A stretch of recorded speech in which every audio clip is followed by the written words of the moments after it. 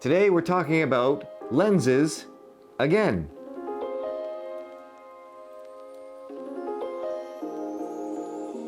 Hey guys, what's up? Chris Atkins here. Thank you for watching my YouTube channel. We had a request from Carl. Thank you for watching, Carl. Thank you for your comment.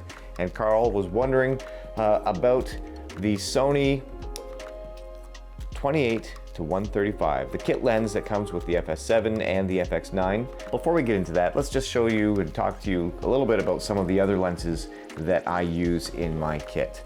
What I have here is the Sony, the 24-240. I'm planning on using it more because I see that Alistair, if you guys know, if you know Sony cameras, he uses this lens quite a lot for his landscape and nature stuff. I've got the Sony 35, the 2.8. This is actually quite a sharp and quite a good lens. I love how small it is. Also, I have the 50. The 50 is on the camera that you're looking at right now, and I'm using it a lot more for my interviews now because of the autofocus abilities of the FX9 and of the A7S III. This is the 24-70, the f4. I got this with my very first A7, the A7S, the Mark I, the very first one that came out. This lens, you can see it's pretty scratched up, but it is a good go-to lens. I find this works well on my gimbal.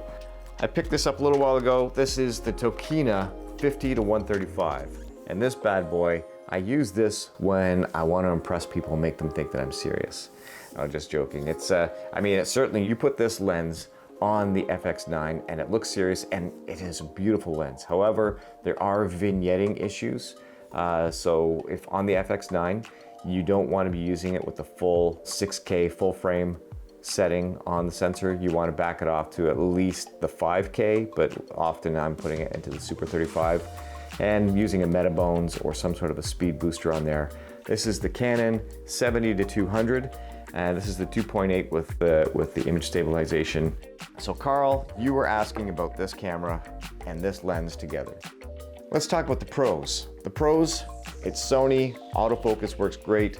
It has the built-in servo, so you can zoom and do a nice powered zoom in and out with this lens. It is an f4, but of course with the A7S III and with any Sony camera right now, they're so good in low light that it's, you know, f4 is not a deal breaker. I love the fact that I've got an aperture ring, or iris as we used to call it back in the ENG days, and it's fully manual. I can control it. You can click it or declick it, and it works well. I've used this quite a lot with follow focuses without having to put any extra, you know, rubber teeth on it to for the gears to use. It works quite well. Here are the cons.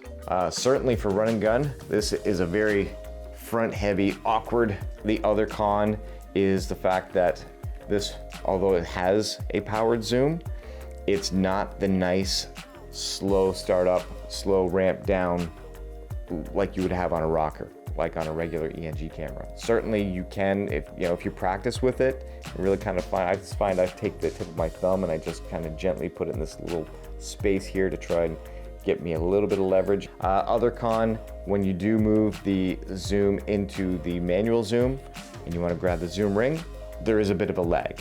If you are doing, say, nature or sports, and you've got a person or an animal moving and you want to grab them quickly and follow that shot through, you're going to lose the shot. It's not so easy.